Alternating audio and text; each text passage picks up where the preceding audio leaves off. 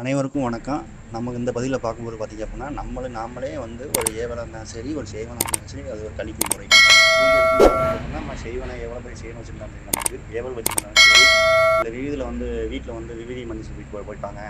தொழில் வந்து சுத்தமா ஓட மாட்டேது வைக்கிது. ரொம்ப வந்து கடன் பிரச்சனை, ரொம்ப வந்து மனசு ரொம்ப கஷ்டமா இருக்கு வைக்கிது. வீட்ல வந்து துர்சக்தி இருக்குது வைக்கிது அப்படின்னு நினச்சிட்டு இருந்தீங்கன்னா, இந்த வந்து ஒரு முறை வந்து ஒரு நல்ல ஒரு முறை. தொழில் முடக்கம், வீட்ல வந்து குடும்ப பிரச்சனை, ரொம்ப சண்டை சச்சரவு வீட்ல ஏற்படுது வைக்கிது. சுத்தமா வந்து வந்து கடன வாங்கிட்டே இருக்கேன். எவ்வளோ சம்பாரிச்சாலும் வீட்ல வைக்க மாட்டுது அப்படின்ட்டு ஒரு அதாவது ஒரு மாந்திரவாதிய வந்து தேடி போறது வைக்கிறது. அப்படி இருக்கும்போது பார்த்தீங்கன்னா, சரி அவருக்கான ஒரு தீர்வு கிடைக்காம இருக்கிறது ஒரு நல்ல தீர்வு. இது வந்து நம்மளே செஞ்சுக்கிற முறை தான். புரியுதுங்களா? நம்ம வந்து ஒருத்தர தேடி போய் ஏமாந்துறோம், வைக்கிறோம் அந்த பிரச்சனை கிடையாது. இது வந்து நம்மளே தீர்த்துக்கிற முறை தான். இது வந்து பழங்காலத்து முறை. இது வந்து ஒரு நல்ல ஒரு தீர்வு நம்மளுக்கு உண்டு. பூஜைக்கு தேவையானது பார்த்தீங்கன்னா, ஒரு தலவாழை இலை 2 இலை, ஒரு வெண்பூசணி 1, ஒரு அகல் விளக்கு, சாராயம், இளநீ, ஒரு தேங்காய், வாழைப்பழம், அவல் பொரிக்கடலை, அச்சு வெல்லம், வெத்தலைப்பாக்கு, ஒரு கம்பளி கவுரு.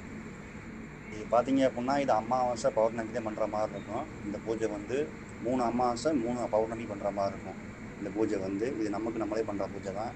இது பார்த்தீங்க அப்படின்னா, கரெக்டாக அமாவாசை அன்னைக்கு நைட்டு வந்து ஒரு 7 மணி 8 மணிக்கு மேலே வந்து வீட்டு வந்து வாசலில் பூஜை பண்ணுது. வீட்டு வாசல்னா எண்டில் இருக்குது பார்த்தீங்களா, திறக்கிறோம் பார்த்தீங்களா கதவு, அந்த இதில் போகிற மாதிரி இருக்கும். இது பூஜை பண்ணுறது பார்த்தீங்க அப்படின்னா, நம்ம வீட்டில் வந்து ஒரு லைட்டு எரியக்கூடாது. லைட்டு வந்து வீட்டில் எந்த லைட்டுமே ஏறக்கூடாது. தீபங்களோ லைட்டுங்களோ எதுவுமே எரியக்கூடாது நைட்டு.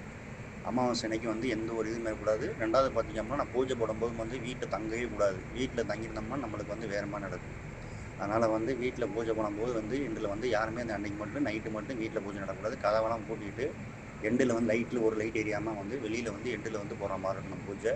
பூஜை போட்டுட்டு பார்த்தீங்க அப்படின்னா, நம்ம ஒவ்வொரு பூஜை பண்ணும்போது வைக்கும்போது பார்த்தீங்க அப்படின்னா, நம்ம 12